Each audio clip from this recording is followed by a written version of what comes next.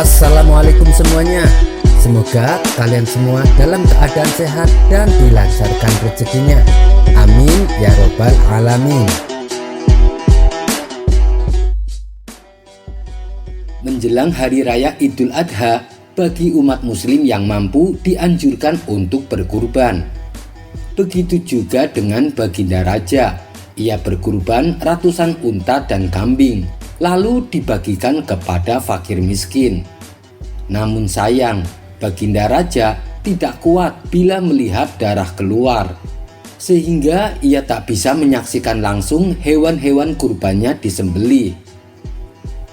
Ketika sholat Id selesai dilaksanakan, orang-orang berbondong-bondong ke lapangan untuk menyaksikan prosesi penyembelihan hewan kurban. Sementara Baginda Raja memilih tetap duduk di dalam masjid. Melihat hal itu, Abu Nawas pun segera menghampirinya. "Paduka yang mulia, kenapa Paduka terlihat sedih?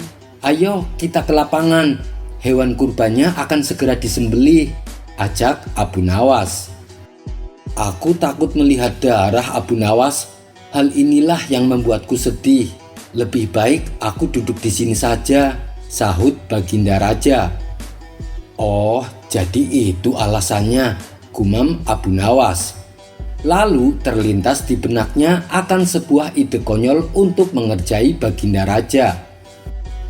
"Kalau tahu begini, harusnya aku yang jadi tukang jagalnya, supaya Paduka bisa ikut menyaksikan," ujar Abu Nawas. "Maksudnya bagaimana, Abu Nawas?" tanya Baginda Raja bingung. "Saya bisa menyembelih kambing tanpa mengeluarkan darah," jelas Abu Nawas. "Tidak mungkin, itu suatu hal yang mustahil," timpal Baginda Raja.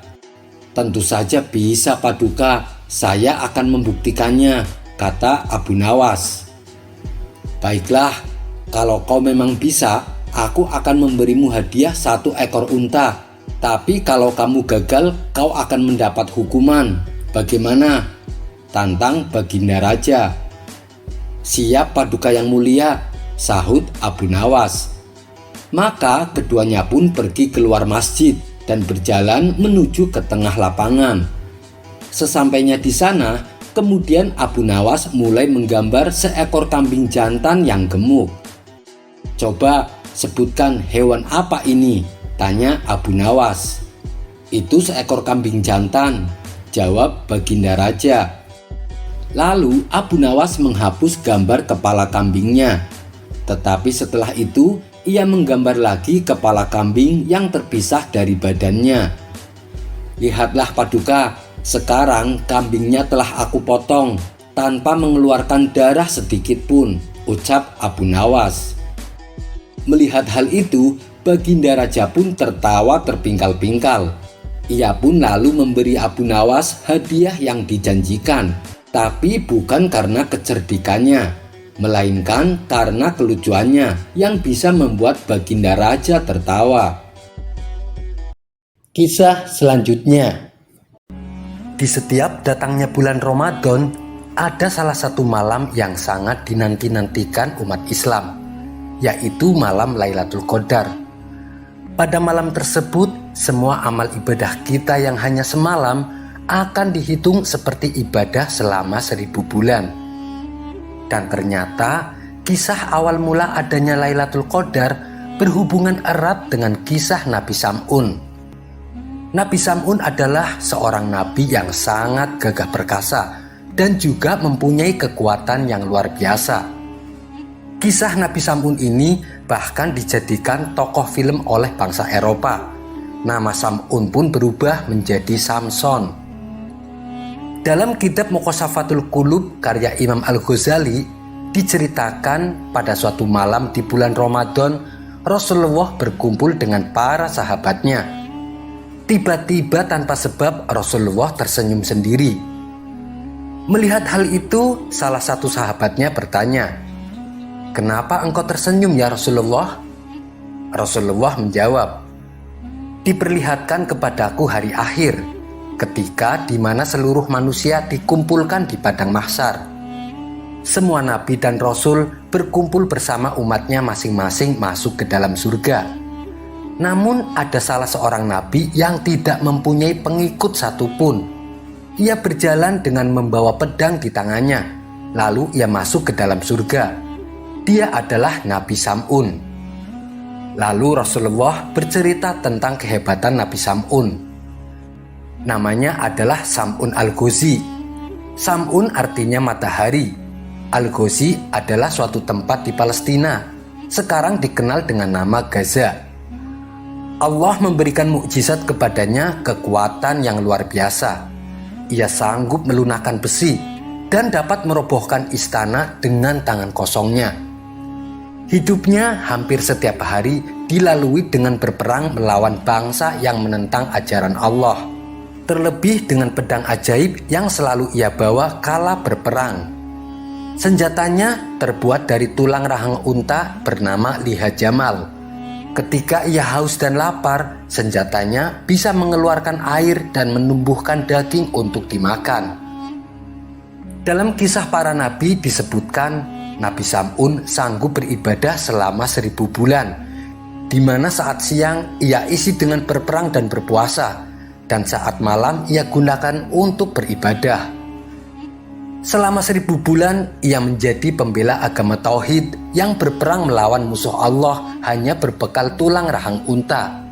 Ketangguhan dan keperkasaan Nabi Sam'un dipergunakan untuk menentang penguasa zalim dan juga memberantas kemungkaran yang dilakukan oleh orang-orang kafir. Sang Raja Bani Israel bingung dengan cara apa lagi supaya bisa mengalahkan Nabi Sam'un. Pernah suatu ketika sang raja mengerahkan 1000 pasukan untuk membunuh Sam'un. Namun semua pasukannya justru yang mati terbunuh. Berbagai upaya pun dilakukan sang raja. Akhirnya atas saran dari para penasehatnya diumumkanlah sebuah sayembara. Barang siapa yang dapat menangkap Nabi Sam'un ataupun membunuhnya akan mendapat hadiah emas dan permata yang berlimpah.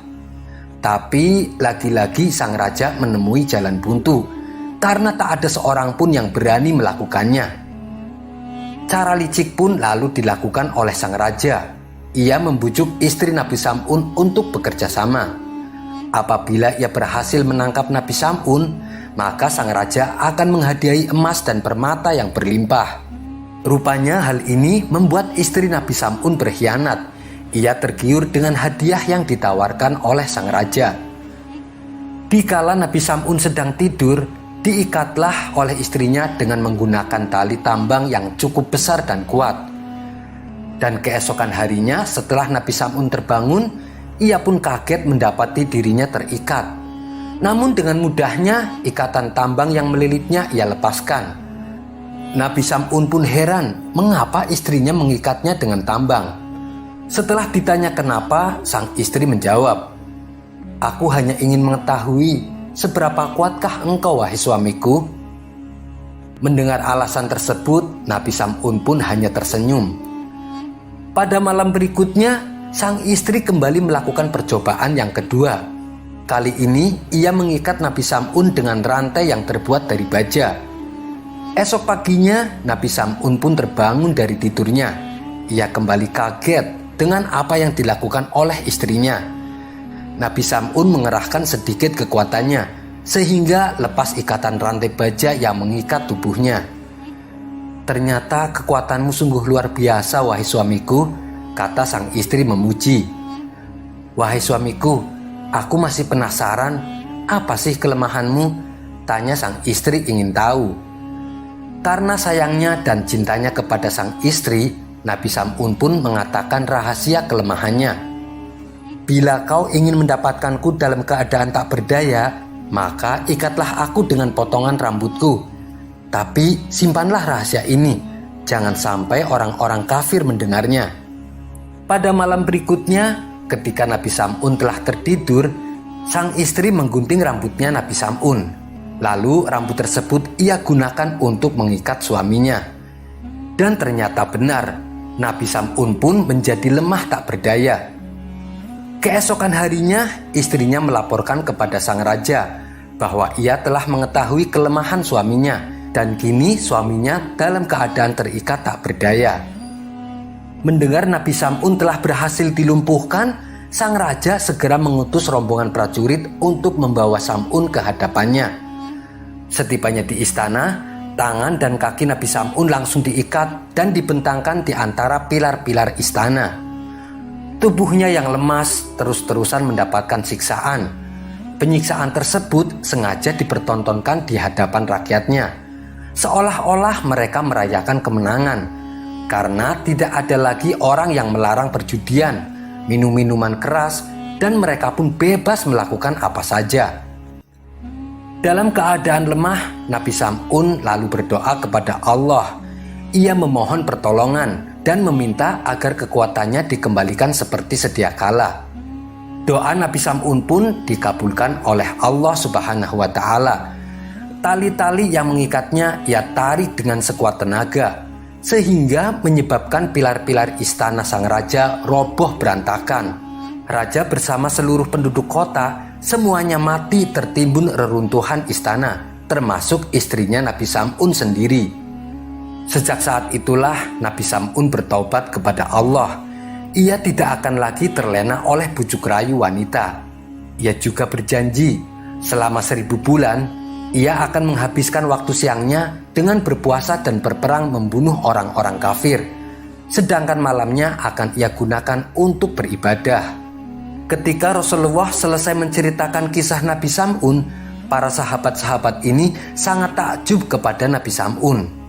Di antara sahabat ada yang iri dengan berkata, "Ya Rasulullah, kami juga ingin memiliki pahala ibadah seperti ibadahnya Nabi Sam'un." Kemudian Rasulullah diam sejenak sembari memohon kepada Allah. Rasulullah meminta agar umatnya ini diberikan kekuatan beribadah, sehingga memperoleh pahala sebagaimana pahala ibadahnya Nabi Sam'un. Walaupun beliau mengetahui bahwasanya umatnya banyak kelemahan, usianya juga tidak lama seperti nabi-nabi terdahulu. Tapi Allah Subhanahu wa Ta'ala mendengar permohonan Rasulullah. Kemudian turunlah wahyu kepada Rasulullah surat Al-Qadar, di mana dalam surat tersebut menjelaskan keistimewaan malam Lailatul Qadar. Wallahu a'lam bishawab.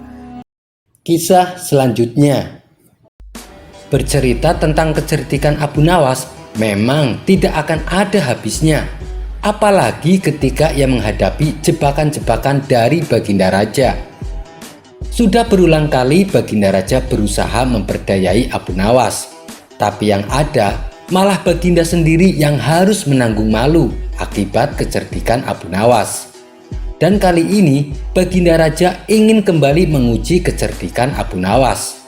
Maka diperintahkanlah beberapa pengawal untuk menjemput Abu Nawas di rumahnya.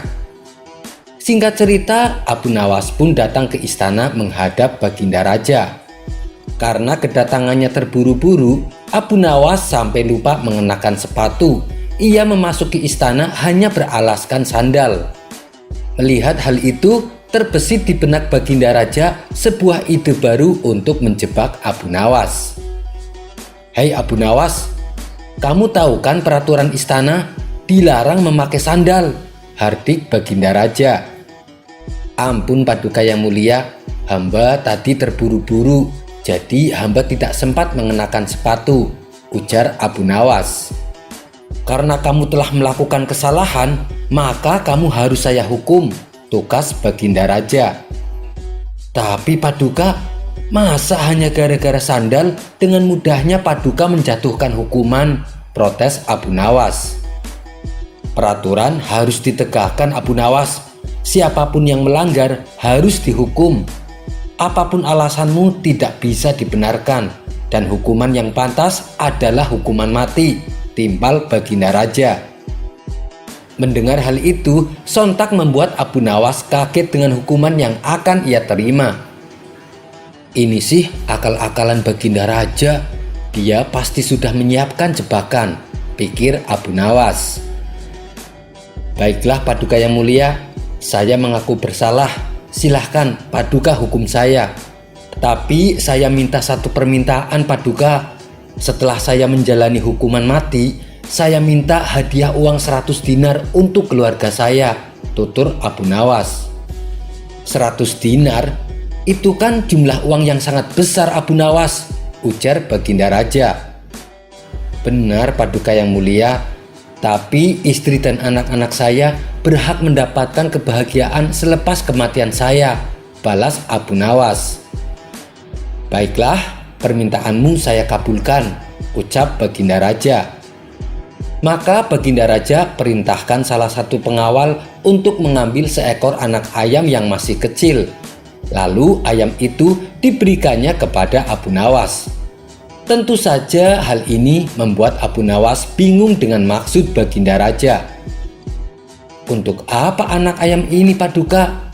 Yang saya minta uang 100 dinar, bukan anak ayam, Paduka yang mulia, kata Abu Nawas. Jangan khawatir Abu Nawas, uang 100 dinar sudah aku siapkan. Dan anak ayam yang kau pegang itu silahkan dibunuh dengan cara apapun, terserah kamu.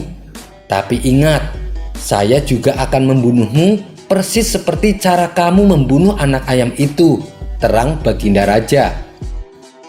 Jadi hukuman mati yang akan hamba jalani sesuai dengan cara anak ayam ini mati, Paduka? Tanya Abu Nawas memastikan. Benar sekali, silahkan kamu bunuh anak ayam itu, perintah Baginda Raja. Sejenak Abu Nawas terdiam. Ia pun langsung memutar otak supaya bisa lolos dari hukuman mati. Cepat Abu Nawas, jangan diam saja. Kalau kamu tidak tega membunuh anak ayam itu, tidak apa-apa. Berarti kamu lebih memilih untuk dihukum gantung. Silahkan tentukan sendiri pilihanmu, bentak Baginda Raja. Namanya saja Abu Nawas, dalam kondisi apapun selalu muncul ide cemerlang di otaknya. Perlahan Abu Nawas mengangkat anak ayam itu. Lalu ia dekatkan pantat anak ayam itu ke mulutnya. Dengan menahan rasa jijik, Abu Nawas meniup-niup anus anak ayam tersebut secara berulang-ulang. Melihat hal itu, Baginda Raja menjadi bingung. Hei Abu Nawas, maksudmu apa? Saya menyuruhmu untuk membunuhnya, ucap Baginda Raja. Ini saya sedang melakukannya, Paduka yang mulia, balas Abu Nawas. Baginda Raja pun bertambah bingung dengan jawaban Abu Nawas. Maksudmu bagaimana Abu Nawas? Tanya Baginda Raja tak mengerti. Ya beginilah cara saya membunuh anak ayam, Paduka. Saya tiup pantat anak ayam supaya perutnya penuh dengan angin. Lama-kelamaan pasti dia akan mati, kata Abu Nawas menjelaskan. Sontak Baginda Raja pun tertawa dengan tingkah Abu Nawas ini. Kamu memang cerdik Abu Nawas, mana mungkin saya meniup pantat kamu, balas Baginda Raja. Jadi bagaimana Paduka? Apakah hukumannya sudah selesai? Tanya Abu Nawas. Ya, sudah selesai. Silahkan kamu pulang, jawab Baginda Raja. Tapi Paduka, bukankah tadi Paduka sudah janji akan memberikan saya 100 dinar bila saya selesai menjalani hukuman, balas Abu Nawas. Baik, akan saya tepati janji saya, ujar Baginda Raja. Baginda Raja kemudian memberikan uangnya kepada Abu Nawas. Berkat kecerdikan Abu Nawas, ia pun kembali lolos dari hukuman mati. Malah ia membawa pulang hadiah uang yang banyak. Kisah selanjutnya. Tak cuman cerdik dan jenaka, Abu Nawas juga dikenal sebagai seorang alim yang jujur. Kejujurannya inilah yang membuat raja semakin menyayanginya. Namun tidak semua percaya dengan kejujuran Abu Nawas. Tidak tanggung-tanggung, mereka adalah kaum jin. Abu Nawas memang selalu saja berhasil mematahkan teka-teki dengan alasan yang masuk akal. Sepak terjangnya yang demikian itulah membuat penasaran kaum jin dan ingin mengujinya. Para jin akhirnya sepakat untuk menguji Abu Nawas, apakah benar-benar jujur atau tidak. Nah, apakah Abu Nawas lulus dalam uji kejujuran itu? Berikut kisahnya.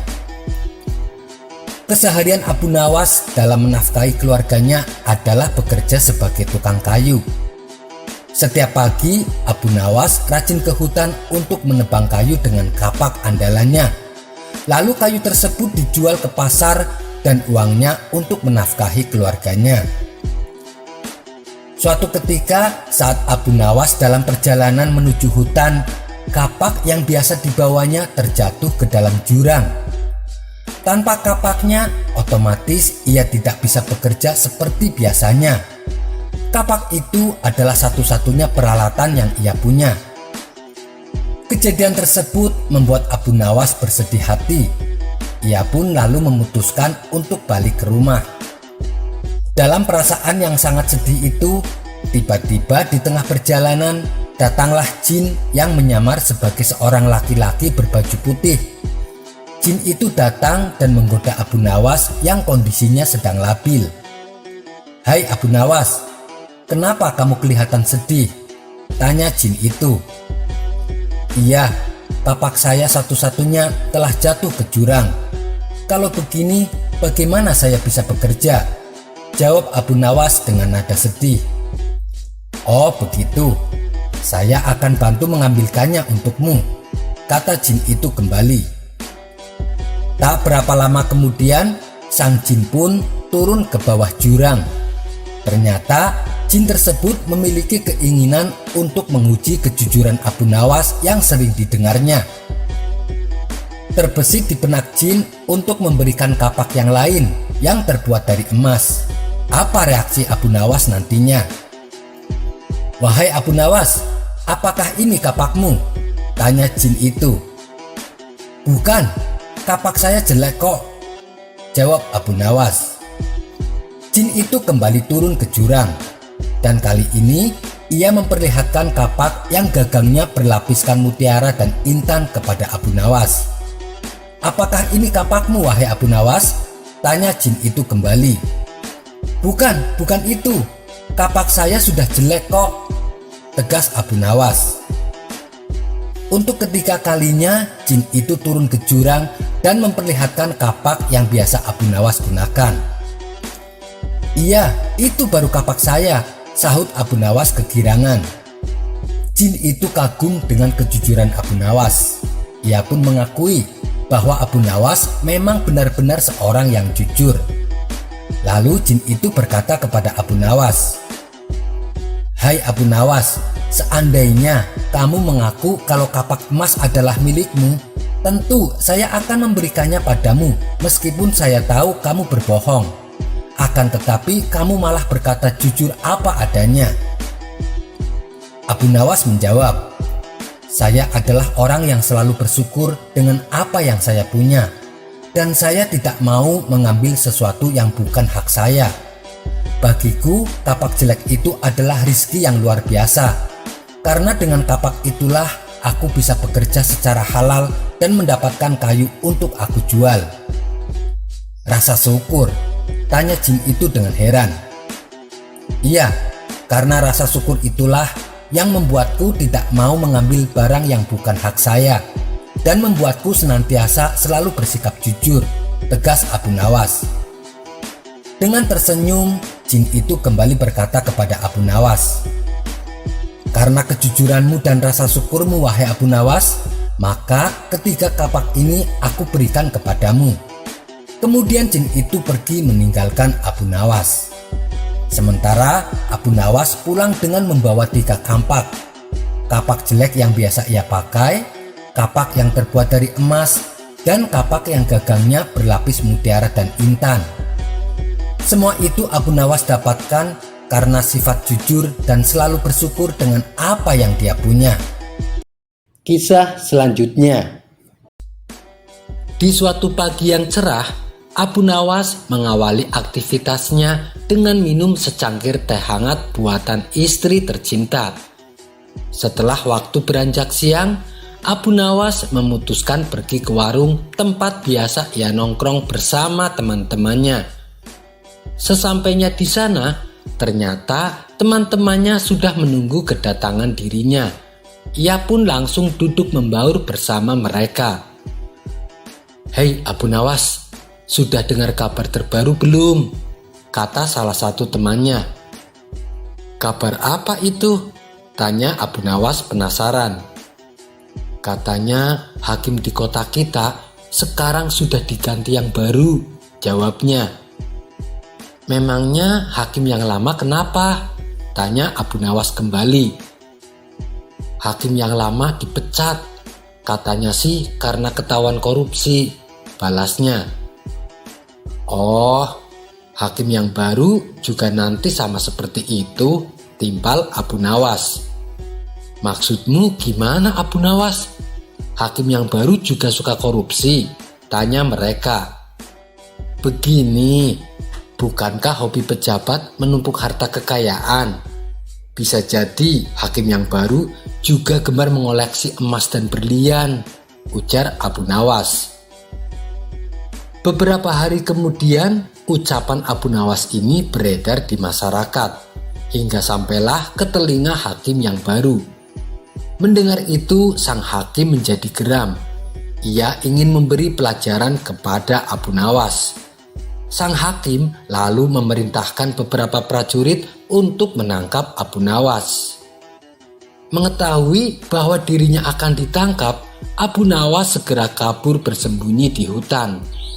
Di sana, ia terus memikirkan bagaimana caranya supaya bisa lepas dari hukuman. Setelah merenung agak lama, muncullah ide cemerlang. "Aku sudah tahu caranya.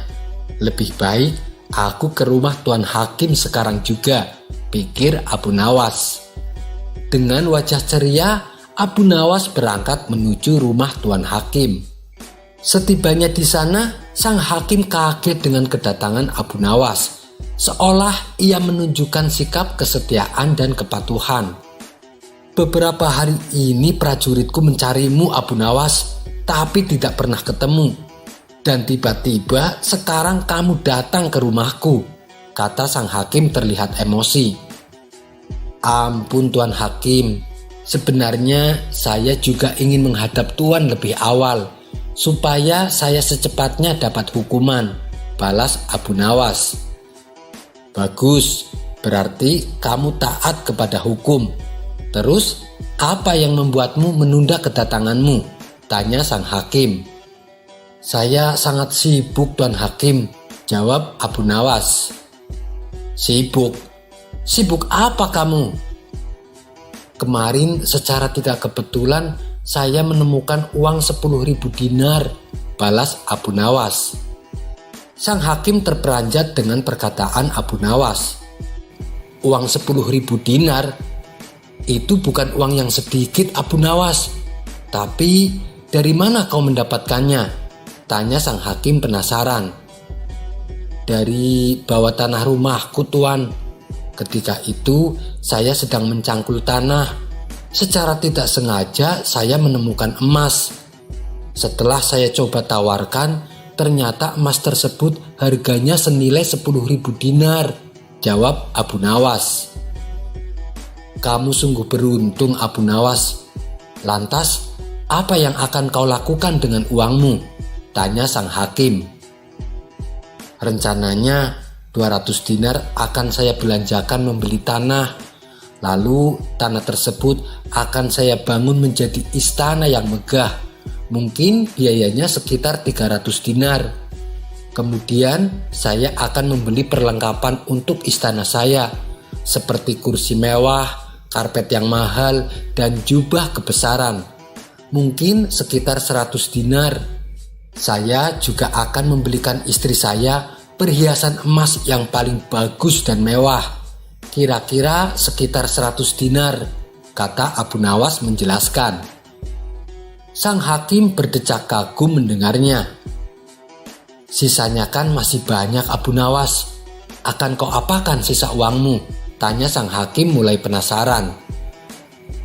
"Saya akan membagikan 100 dinar buat orang-orang miskin di kota ini," jawab Abu Nawas. "Lalu sisanya buat apa lagi? Kan masih banyak, Abu Nawas," tanya sang hakim semakin penasaran.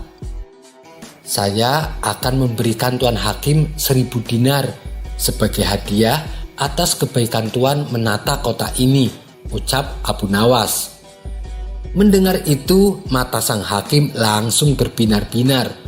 Raut wajah bahagia terlihat jelas pada diri sang hakim. Oh iya Tuan, lalu bagaimana dengan hukuman saya? Saya datang ke sini untuk siap dihukum Tuan, tanya Abu Nawas memancing. Sudahlah, lupakan saja Abu Nawas. Lagian saya juga sudah tidak marah sama kamu, sahut Tuan Hakim. Benarkah Tuan? Apakah saya tidak salah dengar? Tanya Abu Nawas memastikan. Benar Abu Nawas, saya sudah memaafkanmu. Kamu bebas dari hukuman, ujar sang hakim. Selanjutnya, sang hakim mengajak Abu Nawas makan siang di rumahnya. Hidangan lezat dan istimewa sengaja ia suguhkan kepada Abu Nawas. Setelah selesai makan, sang hakim bertanya kepada Abu Nawas. Ngomong-ngomong, emasnya sudah kamu jual belum? Tanya sang hakim. Belum Tuan Hakim. Oh, ternyata belum. Tapi kamu menyimpan emasnya di tempat yang aman bukan? Tanya sang hakim kembali.